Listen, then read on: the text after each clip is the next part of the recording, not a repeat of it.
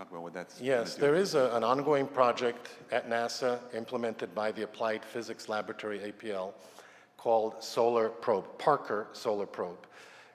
That mission is going to get close, very close, about what we measured in solar radii, about 10 or 11 solar radii close to the sun. And it has a huge shield, a thermal shield in front, and then behind it, it has all kinds of instruments to measure particles and so on. So that is an ongoing mission. It was launched 10 years ago, but it took a long time to get into an orbit where it can consecutively go closer and closer to the sun.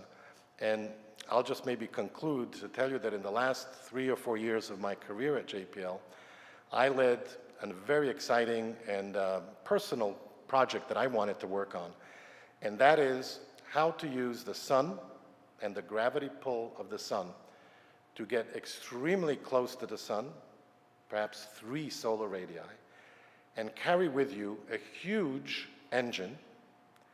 It's called solar thermal propulsion, a huge engine that would be vaporized by the sun and give that spacecraft huge velocity to reach another star.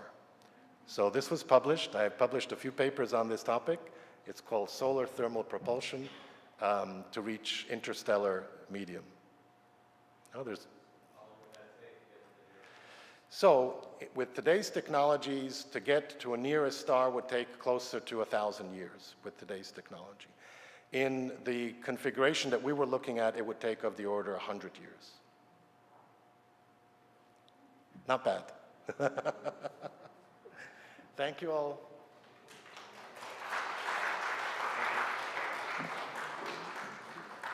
Thank you, Dr. Alcalay. I hope you will share your thoughts as you continue to explore the philosophical. And thanks so much for coming. And thanks all of you for being here as we ease back into person-person discussions. We'll take a minute or two, and then we're going to hear from Karmi Monsher, longtime member of ADOT-REL. I hope you will all stay. You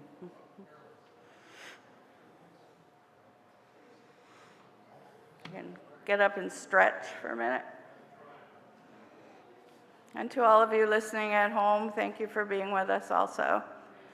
If you have further questions, you can call ADOT-REL and ask them to connect you with me, Barbara Bressler, and I can direct them to Dr. Alcalay or any other speaker. So we're going to hear from Karmi Monsher now. She's been active in the Jewish community for many years. Our kids were together in day school. She has served as the Valley Alliance General Campaign Co-Chair, Major Gifts Co-Chair, Women's Campaign Chair, Women's Philanthropy President, and maybe Philosophy. She's proudly serving now as the chair of the Hillel 818 board. She worked at Camp Ramah, dear to my heart. I worked there for 25 years or so, as the outreach and recruitment coordinator. She's doing a great deal to ensure a strong and vibrant Jewish community now and into the future.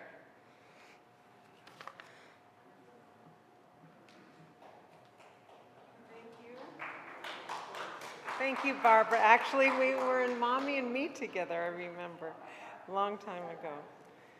So it feels good to be here. I feel like I'm home, as I am. And this is really where I got my start as a volunteer. So my family, my parents and my grandparents were very involved in fundraising within the Jewish Federation, even many, many years ago. And they also, my mother was a role model to me as a volunteer, as a leader within my Hebrew school, within the PTA, my public school. And I never thought about it then, but she made a difference by I watched what she did. So it wasn't very hard to continue that. when I started to get involved here, of course, I was here with my older son, who's now 33. I came to Mommy and Me, to the ECC, and all of a sudden I saw that there were opportunities. We were volunteering in the ECC, and I remember that I met Rochelle Cohen, and we were making hot lunch, if you can believe it, for the kids. And that was really where I got my start at Adat Ariel as a volunteer, and seeing how we were interacting with each other and how we were learning how to be leaders, but we didn't even realize it. It was just fun. And there were lots of ideas that how to become a leader wasn't even in my frame of mind. It was just a place. And when we talk about volunteering, and when Barbara asked me to talk about this, I thought about how, yes, we all volunteer. I'm looking out and I know that many of you I volunteered with, and I think about that there is a lot about what's in it for me, because I got a lot out of it. I was the one who received so much, even though there were places that I was giving to other people. I know what motivated me was that the camaraderie, the feeling good about what we did, and that was something that, don't be confused, we get a lot out of volunteering. It's a lot more challenging now than it was in the past. There's a term that I learned, sacred obligation, and that was a term that I learned from a professional, and I thought, well, I never thought about what that meant, but it really meant that everyone did that. And when I saw my friends who were sisterhood members and sisterhood leaders, they used a term called service of the heart.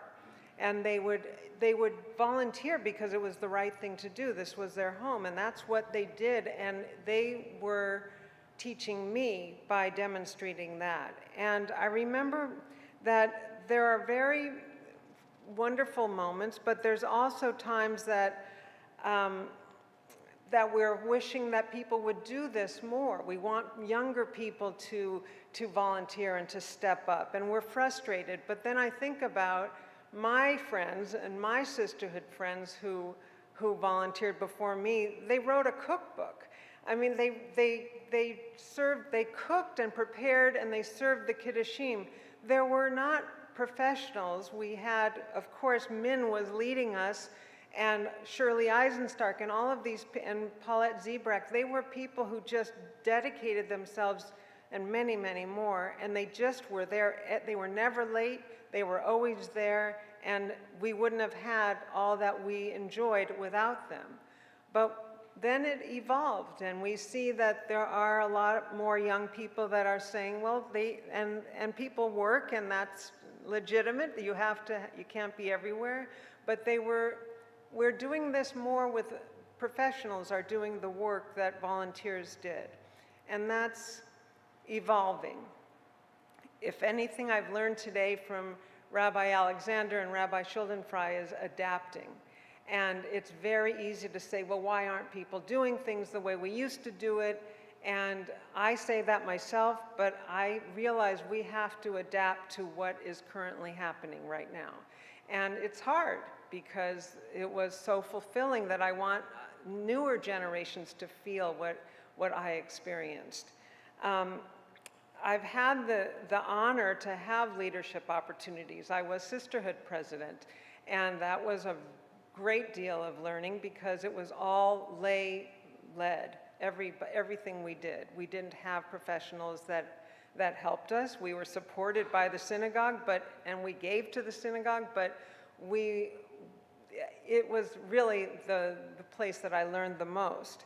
And then I was able to be women's campaign chair with Rochelle Cohen was the chair, and I was able to be the chair with Jill Nam for the Federation of the Valley Alliance.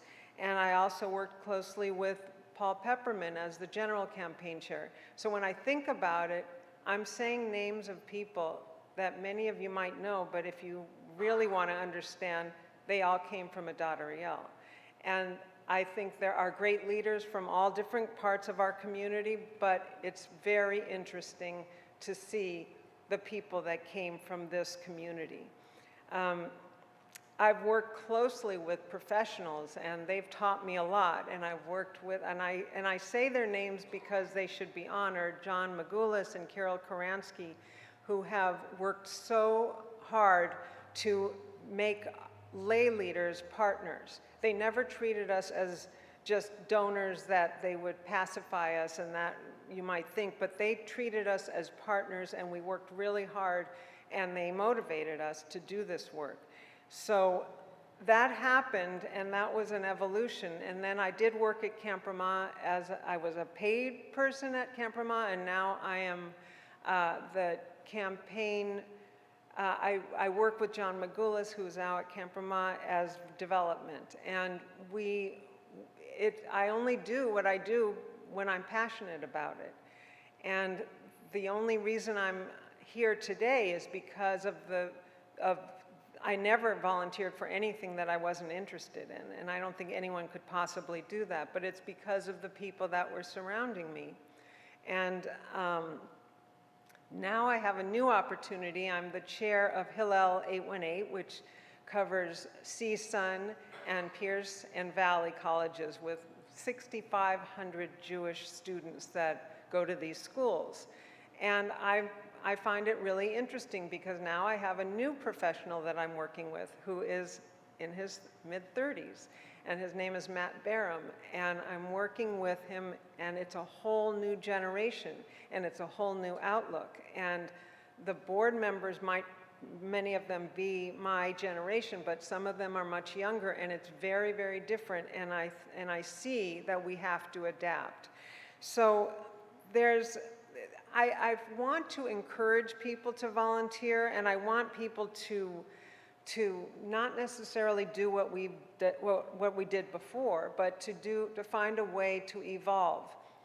We are right now, as some of you might know, we have what's called Women of a Dot, which was a newer name for sisterhood, and we raised, well, at certain points, we had raised almost $100,000 for the synagogue that we would give every year, give or take, depending on the year, by fundraising. And it has evolved. We don't have the future leaders that are coming up to do that work anymore. And you can't force someone to lead. You can't talk them into it, and I've tried. And so we actually had a meeting with the professionals in the community, and we talked about this, and Ori, who is our ECC director, actually said something that I can't stop thinking about. He said that people are looking to gather, and they want to interact with each other, but not in the same way. Women, for example, aren't necessarily looking for women's groups. And I thought, well, I loved it. How come they don't want to? Well, they want to volunteer. They want to be involved. They want to do things, but they might want to do it as families. They might want to do it as couples if they would like, or just interacting with people. And it's so interesting because it didn't occur to me that here's another place that I need to adapt. I need to understand that it can't be the way it was. So we hope organically there will be something that springs out, and we're going to have people wanting to support this Adat Ariel community by saying things like they want to do something that we've never thought of. And the thing that I would say was the best lesson from my sisterhood mentors was that they never said, no, you can't do it because we never did it that way in the past, so you have to do it the way we've always done it. They never said that. They always said, run with it, and we did. And I think that's the lesson I have to take, is that I have to understand that people are really evolving and adapting, and we have to find our next generation of volunteers who will support our community. There was something that was interesting today that I just being in Shul, and you know, how many times have we all been in this service? And it struck me, and I want to read it. It was the community, the prayer for our community. And the first prayer I'm reading expresses the hope that all members of the community may enjoy long, prosperous lives. The second singles out those people who give of their own means and time to support Jewish communal institutions and needy individuals. And I found that, maybe I've read that before, but it really struck me as something that I wish that I could speak to people and say, would you like to volunteer? And let me tell you what you will get out of that.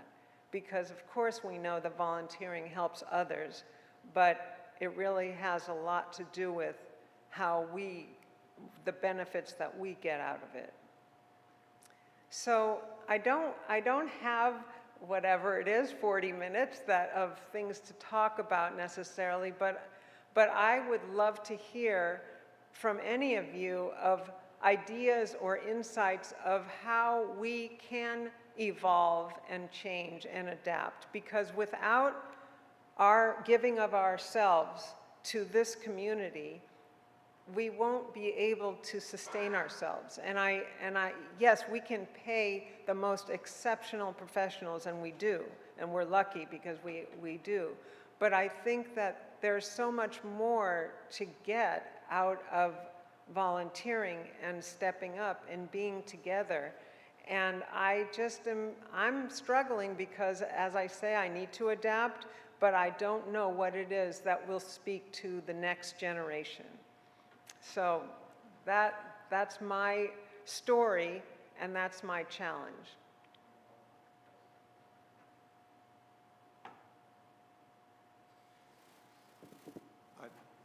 Thanks, Karmi. I know that Rabbi Schoenfrau, when he was at our house, when we were first introducing him, and we said the best, he was asking for ideas and, for making people more interested and engaged in the synagogue. Wouldn't it be the same way for talking to the younger kids, getting a group of kids and having them tell us what would appeal to them in terms of offering their services and volunteering? I mean, can we figure it out, or do we ask them what resonates with them? Well, Anthony, I think you're right. I think we have to ask them. And my challenge has always been, do they want us to ask them? And I think that, I remember that evening at your home, and I remember thinking about, and I asked Rabbi Schuldenfrei, I said, you have a blank slate. You can do anything. And we didn't know him then, and I already have seen him living that and doing what, he has a lot of guts. He's doing what he wants to do, and I'm so enjoying that experience. But he was part of that discussion when we're talking about the evolution, not the demise, the evolution of women of Adat. And it is about asking the next generation. And we have a vibrant ECC and a vibrant JLC, and we have these families that are here. We see it. We see them. They're all coming together. In fact, sometimes it feels like when I'm watching, I went to Camp Rosh Hashanah and 350 people were signed up. And I don't know if 350 people would have been signed up at the time when our kids were young. I don't know. This, to me, is outstanding. So they want to be together. But I think that, do they want us to ask that question? I don't know. But I would like to. I'd love to be in a room with people who are saying this is their home and they'd like to know what the next steps are. I think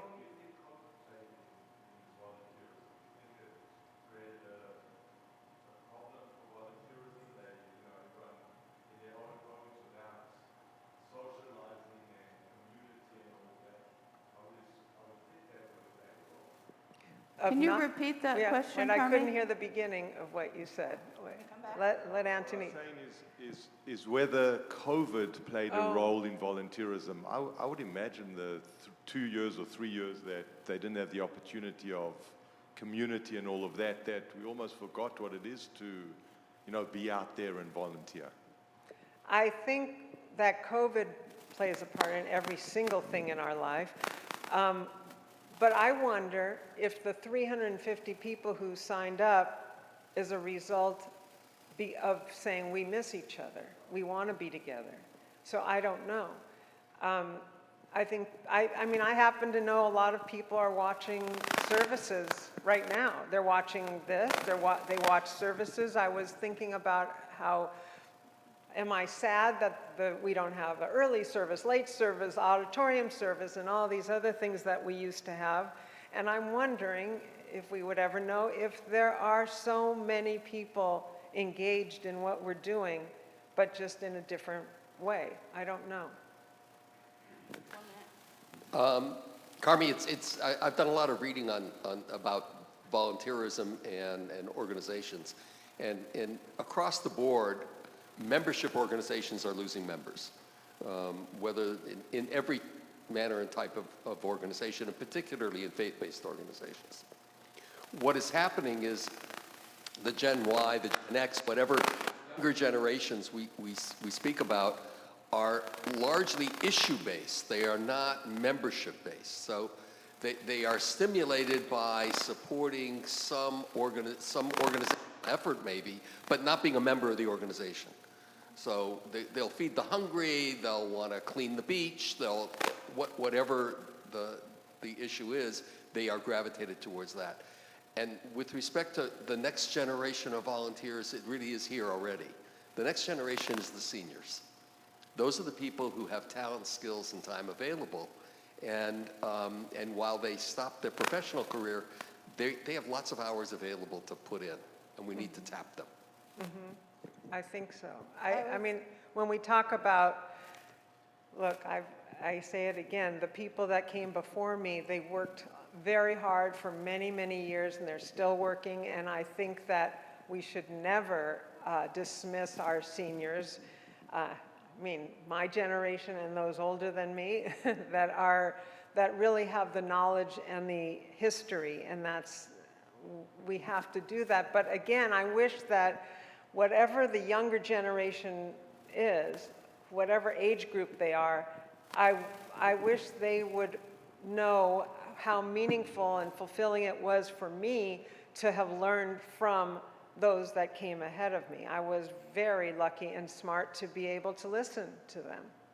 I'd like to add something to that. I've thought about this, like I have time, experience of all different kinds, and I've wondered whether having seniors paired up as like mentors or just meeting with much younger possible volunteers might be a good way to, you know, like you had your kindergarten buddy when you were in the 6th grade in the day school.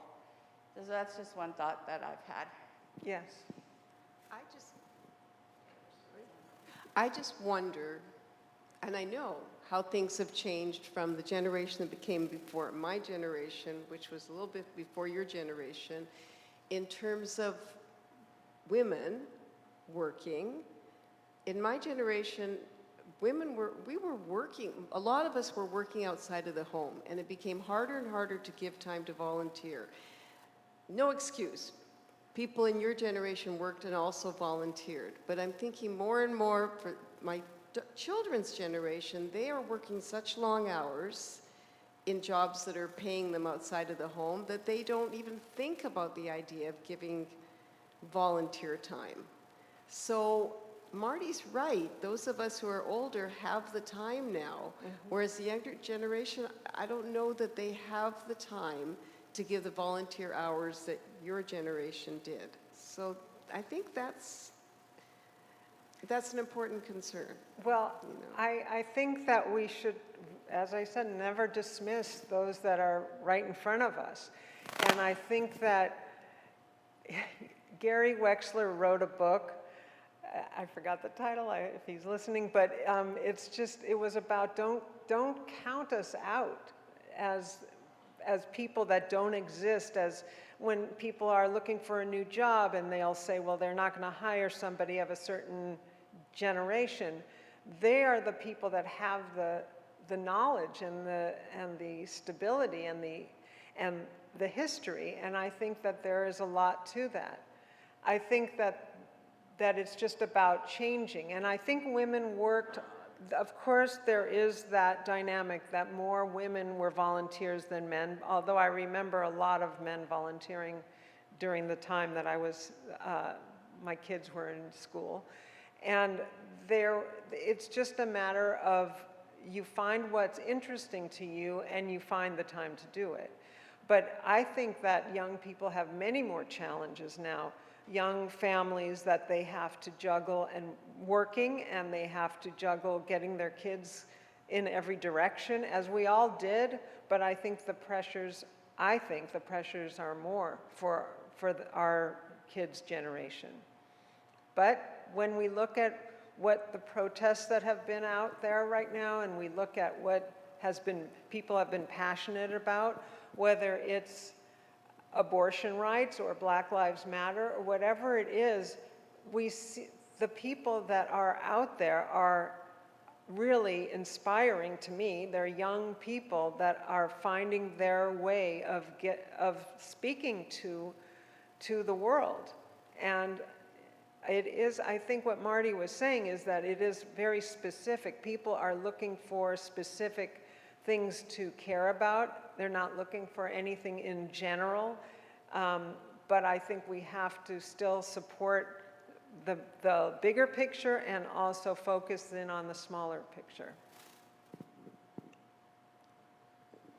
I wonder if is there also just are we struggling with the just inevitable decline of the population, just going down? I mean, if you walk through the back hallway next to Wright Farber, right, that back hallway has all those pictures for, from 50 years. It's really fascinating to go back there and watch the hairstyles change.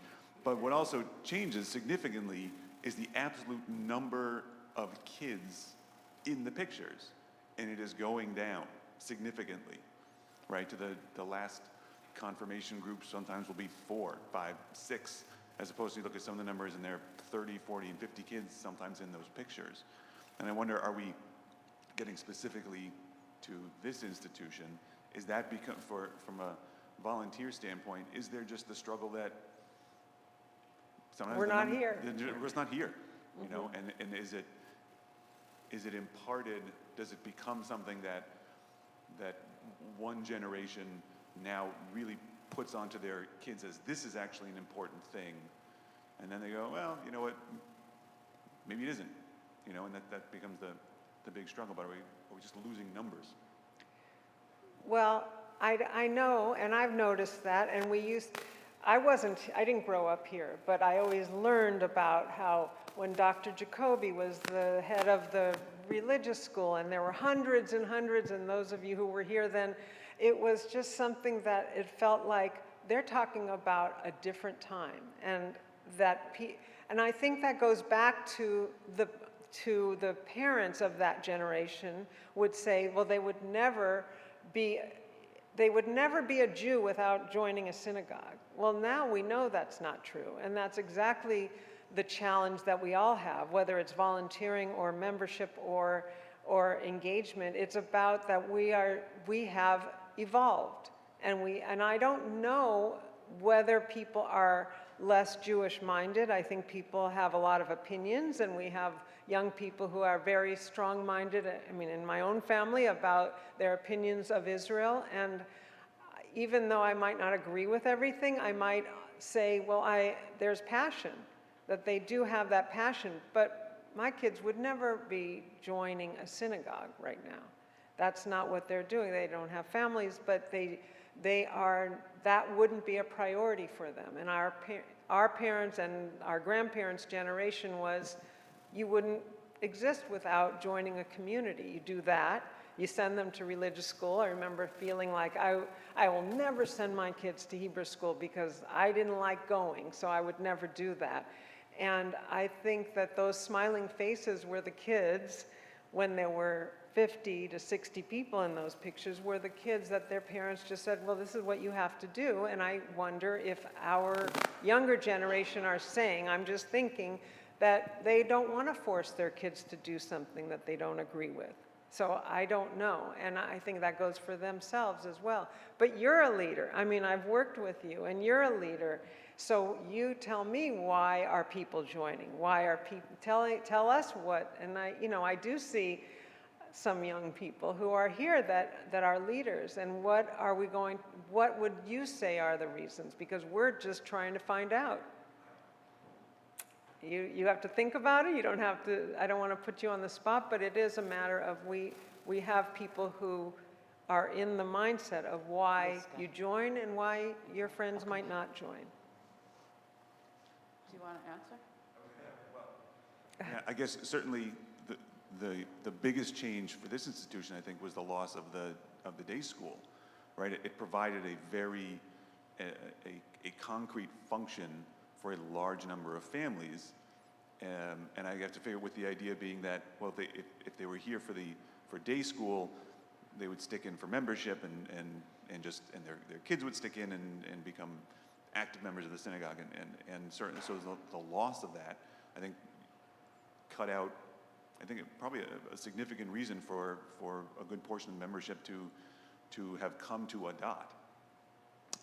You know, I think we're seeing a lot of growth through working with Ori, through the ECC, and again, that gives a solid foundation for somebody to come here to be a member, and I hope that it has the follow-on effect of people saying, okay, once my kids get older, and maybe this isn't the thing where they're going to spend 3, 4, 5 hours a day as students, but they're going to find it as a safe place to be and just sort of part of their day. You hope that becomes the what it is, but certainly, you know, I think there's probably also a lot of older members who, once their kids are done, don't come back, right? Mm-hmm. It becomes such a, and maybe this is a larger Jewish problem. It becomes such a family-focused, parents and children and grandparents kind of religion, I guess, almost to the function of the institution.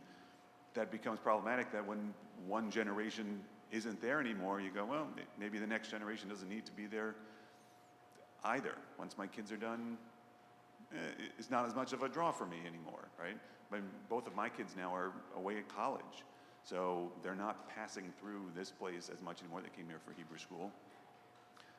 And I've remained active and on the board, but certainly it changes your view of what it is, and I think sometimes you're just not ready for that change. So I don't know, the idea that doesn't have I think the Hebrew Day School was the big loss, but the change in what it is just as an open door, mm-hmm. That's what it is. And now it becomes sort of just an open door functioning institution, and will people walk just through that door for no reason? Right. But Naomi, I think that, there's a couple of questions back here. But I want to address that for a minute, because I think that that goes back to volunteering and finding your place in this community. When you pay a tuition and say, I'm just going to pay a fee for service, I will leave. I mean, when I'm done paying, I'm going to leave. But if there is something that pulls you here and that people are looking for you and you have interactions and relationships, that's the reason you stay, not because there is a tuition that you're paying, and when your kids have grown up either out of the religious school, had their bar mitzvah and bat mitzvah, or if they even just finished the nursery school, we can't have that be the trajectory anymore of just saying, okay, you paid your tuition, you're done, now it's time to go. And because they'll say, oh yeah, I used to belong to a Dotteriel. And I think it's engaging. All right, Jerome had a question? Oh. Hi, I'm Dorit. Jerome's my brother. Yeah, so this is really interesting, and I want to support some of the things that have been said and then add some other ideas. So what Marty said about issues is similar to what I've learned. I also have a long history in volunteerism, but I'm coming to this from more about being single, being older, coming back to the synagogue after my parents died, and coming to the minyan, sitting by 2 millionaires right now, and one over there. And just that I was here in the 60s. I went to Mechina, and I grew up at the synagogue, but up into a certain age. So I think when I see the amount of people who are here or were at camp the other day, I have not seen this place bustling like that since I was a little one. So there's something in the new sauce that's going on that I think is hitting the bell correctly. Something's happening, and I think it has to do, I don't know how to analyze it except to say there is something about the attitude of a place for joy, and it's activity-based and really inclusive. And then I would add that if we could have things around life, not just lifestyle, but lifetime events, the life cycle events, that would help a lot, I think. Like the Minion, I was a little one when my grandfather died, and I came with my dad every night to the chapel to say, he said Kaddish, and I got to do the Karen Ami, and it was just this thing that was so deep in me that when my dad died,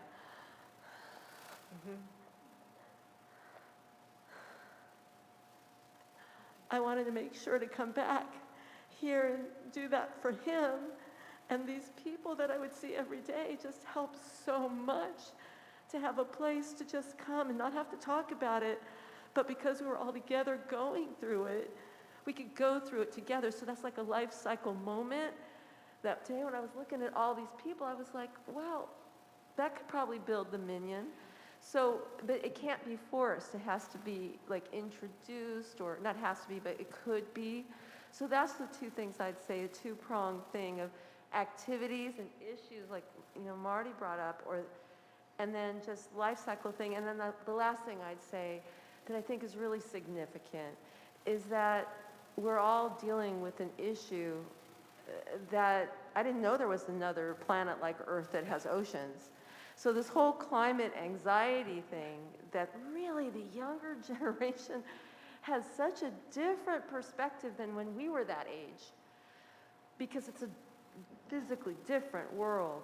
So that, I think, is something to be sensitive to, that we could listen or help or something. There's something about that in my...